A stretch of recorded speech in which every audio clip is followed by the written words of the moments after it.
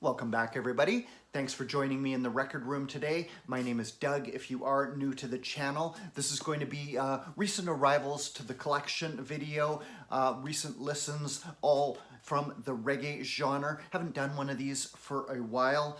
First up, though, thanks to everyone who tuned into my recent hip-hop series of videos inspired by the 50th anniversary in 2023 of hip-hop. I did a series of videos tracing basically the first 10 years, kind of mulling over doing a second series, carrying the story forward. Gonna let that germinate for a while, but thanks to everyone who did tune into that. I was into some of that music as it was coming out. Didn't really know a lot about it then. No internet, no publications out to learn about it from.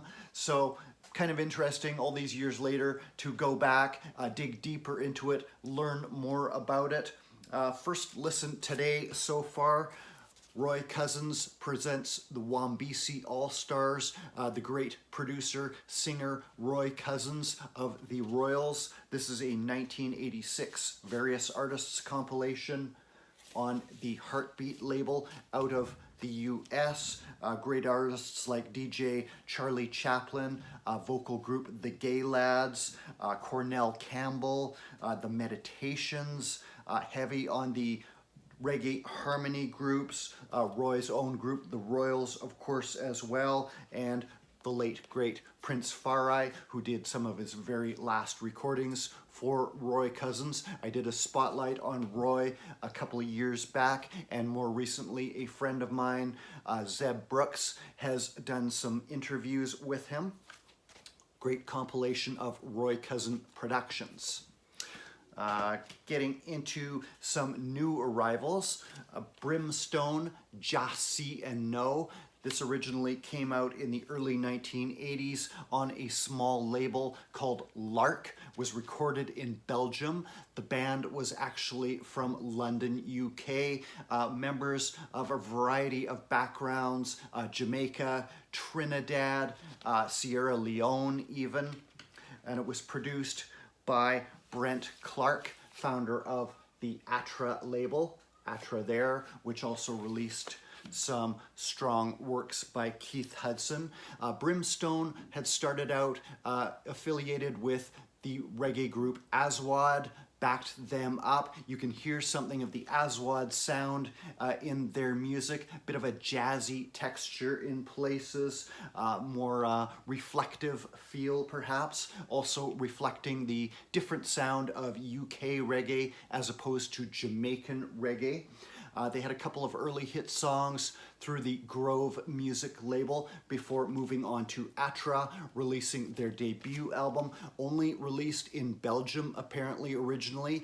They had a bit of a following in Europe, but nothing more would be heard from Brimstone, just one of many strong roots reggae groups, self-contained bands that came out of the UK in the 1970s, early 1980s. Brimstone, impossible to get an original, or very expensive at least.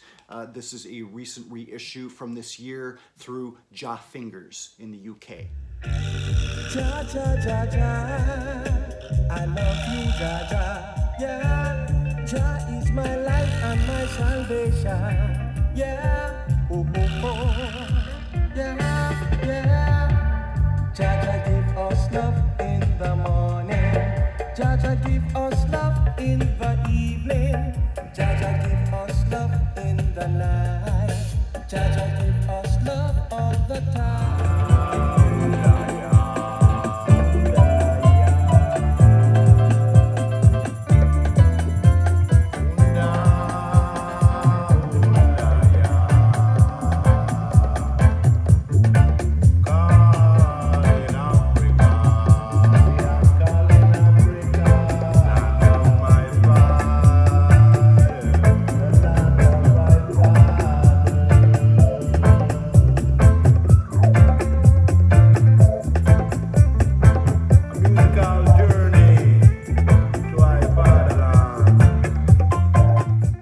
years back, I did a video on the UK reggae subgenre of lovers rock, but one of the iconic albums of that style was missing from my collection until now. Originals quite sought after. It's been reissued periodically over the years, fondly remembered by those who were in the scene at the time. It is Breakout, originally released 1981, the debut album of Louisa Mark's Woman Mark. This is a brand new 2023 reissue, came out for this most recent record store day and put out by Lantern Editions. I think they're based in Europe. They've been putting out some interesting reggae, rare and obscure stuff. This is on their Soul Gramma imprint, clear vinyl. Louisa Mark's debut album, Breakout. Louisa Mark had been instrumental in kicking off the style of lovers rock to begin with. She was born in London to Grenadian parents, grew up in Ladbroke Grove, began singing very young, would perform on Dennis Bovell's Sufferer sound system, and then began appearing at the famed Four Aces Club in Dalston, where she would enter the Star Search singing competitions they would hold, and knocked out all other contestants for an unheard of 10 weeks in a row to claim the #1 spot. Sound man and producer Lloyd Coxon would then bring her into the studio with musical backing by Dennis Bovell and his Matumbi band, and record her on a cover of a US R&B hit called Caught You in a Lie. This would appear in 1975 on Coxon's Safari label, original 7-inch. Louisa, only about 14, going on 15 at this time, but the song Caught On was a sensation that sold thousands of copies in small independent record shops catering to the West Indian population, mostly beyond the notice of official pop charts. So popular did it prove that it was picked up for release back in Jamaica, in a reversal of the usual way things went, where Jamaican records would be picked up, brought over to the UK to release. This went back to the mother island. So popular did it prove, and kicked off the style of lovers rock. That song considered the first lovers rock hit, which was a style of reggae, had the same heavy rhythmic backing that could withstand play in a dance, on a sound system, had the bass and drums, but the vocals sweeter, more romantically themed, more soul influenced, and often voiced by young females, basically the same age as the people who were buying the records, which was a demographic of young females which hadn't really been well served by all the roots and culture and Rastafari themed records that were around at the time. But following that massive hit, Louisa would break off from Lloyd Coxon, quit singing for a while to finish her education. She would briefly sign with Trojan Records. That didn't work out either, but Trojan did pair her with its in-house producer, Clem Boucher, and following the end of her deal with Trojan, she would record exclusively for Boucher on his Boucher's label, scoring a number of big hits on the emerging lovers rock reggae market in the UK in the late 1970s, such as a cover of the Jacksons' Even Though You're Gone, 12-inch single on the Boucher's label, Louisa Mark's, covering Michael Jackson and the Jackson 5, and another one, another massive hit, 1978, I believe, original song, 6th Street, heavily scribbled on label there, but original 12-inch on Clem Boucher's label. Finally, in 1981, Boucher would produce her debut album, Breakout, which would include those songs, further covers and originals for the lovers rock market. Louisa, apparently unhappy with it, didn't consider it completed to her satisfaction, and unfortunately that would mark the end of her relationship with Clem Boucher. She would not release any further albums, record a few sporadic singles, but eventually moved to the Gambia in Africa, where she passed away reportedly of food poisoning in the early 2000s, but fondly remembered as an icon and the first superstar of Lovers Rock.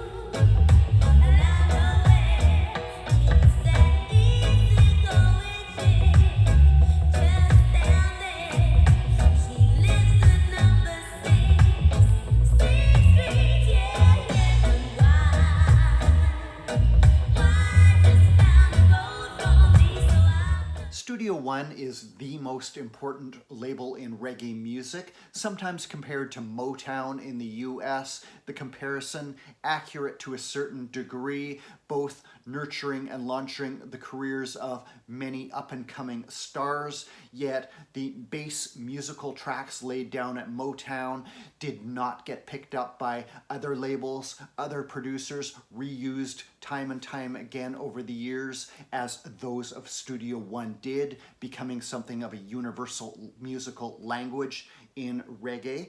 But many of the classic albums from Studio One have been long out of print, very difficult to source, especially for newer collectors looking to get into the label.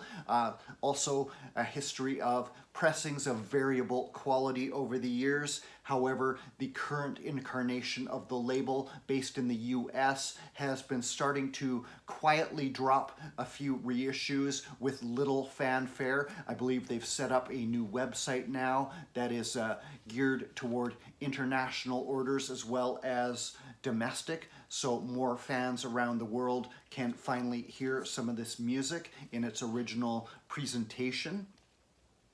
Some of these came out earlier this year, was happy to snap them up. I did not think I would ever own physical copies of any of these. Had some of them as CDRs in my collection for many years. From 1967 originally, the Soul Vendors on tour. The Soul Vendors were a Studio One house band in the mid-60s following the breakup of the Scatolites, featuring Jackie Matu on piano there, and these tracks were literally recorded while they were on tour in the UK. The balance of the tracks at clubs like the Roaring Twenties and the Ram Jam Club, which gave its name to a solo hit by Jackie Matu, instrumental cut, and this is a recent reissue by Studio One US on red vinyl. Replica Coxsone label, and these also utilize vintage sleeves. Not sure if they're from 80s or 90s, but definitely have that kind of lo-fi printing quality that Studio One aficionados might complain about, but secretly kind of enjoy. And this features the Soul Vendors band backing up guest vocalists like Owen Gray, the great Alton Ellis, and Ken Booth. Ken Booth's early album, More of Ken Booth, another surprise reissue coming from Studio One earlier this year, again on red vinyl. More of Ken Booth. Very difficult to acquire original pressings of all these albums. You're getting into big bucks if you can even find a decent copy. Ken Booth, a very soul-inflected singer, one of the great voices to come out of Jamaica, still active today as of this recording. And this includes hits like Just Another Girl, the sneering Be Yourself, where he says, just because I don't follow fashion, you don't like me, but I'm gonna be myself and nobody else. And gets to cover Otis Redding on Try a Little Tenderness, finally cutting loose with that gritty voice of his. A very early album from the great Ken Booth, one of countless reggae superstars who cut their teeth at Studio One in the late 1960s. Also from 1967 originally, another one I never thought I would own, the Termites, Do the Rock Steady, unusually a reggae singing duo. Trios were more common. This was made up of Lloyd Parks, who went on to become quite famed as a bass player, band leader in his own right after his time in the Termites. Lloyd Parks compilation on Pressure Sounds there, and the lesser known Wentworth Vernal. This includes the title track, Do the Rock Steady, obviously in the late 1960s, rock steady style of Jamaican music here. My Last Love, big hit for them, often comped on Studio One collections, and this one came on black vinyl. Do the Rock Steady by the Termites. Actually, this isn't one of the recent reissues now that I think of it. Managed to pick this one up from Dub Vendor. They sourced a few copies in Jamaica, pressing of uncertain vintage, but not one you're gonna find on an original pressing, so happy to snap that one up. This one definitely did come out earlier this year. Another one I never thought I would own a physical copy of. The debut solo album by Jamaican saxophonist Cedric Brooks, called Cedric M. Brooks. M Flash Forward, instrumental reggae album that originally appeared circa 1977, green vinyl this time, from Studio One US earlier this year. Him blowing saxophone over many of the Studio One rhythm tracks. A couple of the notorious glitches in quality control in Studio One, as the track list is slightly inaccurate on the back. The song Free Man actually repeated twice on the album, but not one, again, you're gonna find easily on an original pressing. You're gonna be looking into triple digits, most likely. Cedric Brooks was saxophone player, very free jazz influenced. He had spent some time in the US hanging out with Sun Ra's orchestra, went back to Jamaica, began cutting instrumental sides at Studio One, also co-founded the Mystic Revelation of Rastafari, going in a very Nyabingi focused direction, and later went in something of a cultural, ethnographic music direction with his Light of Saba group. His albums crossing over to more of a free or spiritual jazz audience, and thus quite difficult to obtain. Lastly, came out earlier this year, Studio One, again from Studio One in the US, Rarities collection, various artists, called From the Vaults Volume 3. This came out in both a black and limited orange edition. I got the orange one. This follows on from two earlier collections that they put out, 2017's The Number One Sound, From the Vaults Volume 1, and 2020's From the Vaults Volume 2, third in the series. Deep rarities from the Studio One catalog with obscurities by The Thrillers, Last Dance. Big draw for me with this one was The Royals, We Are in the Mood. Totally unknown alternative version of a song that they recorded at Treasure Isle. Even deep collectors didn't know that song. Alternative cut of Marcia Griffiths' Feel Like Jumping. Many others. Alton Ellis doing one of those anguished, soul-drenched songs he could seem to toss off in his sleep. Which was Sleeping Trees, unusual title. That one appeared earlier on one of the Studio One Roots collections from Soul Jazz Records about 20 years ago, possibly an alternative version. Great rarities collection from the revived Studio One in the US.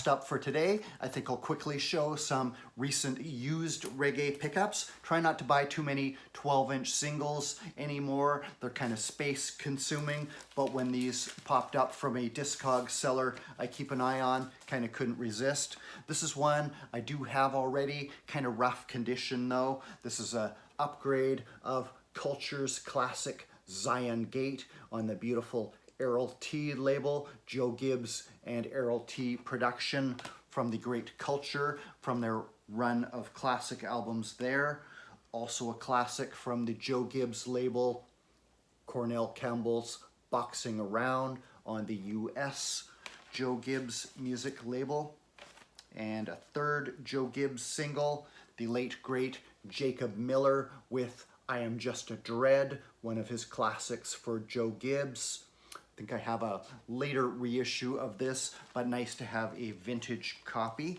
And last up, this is one I have on a King Culture pressing that came in out of Canada, but when this Jamaican copy came up, couldn't resist it. One of my all-time favorite reggae songs. It is the Crown Prince, Dennis Emmanuel Brown's To the Foundation.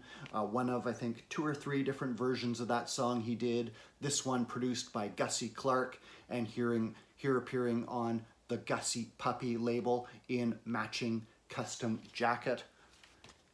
Gussie Clarke, Dennis Brown with To the Foundation, classic, essential foundation reggae tune from the Crown Prince of Reggae music himself.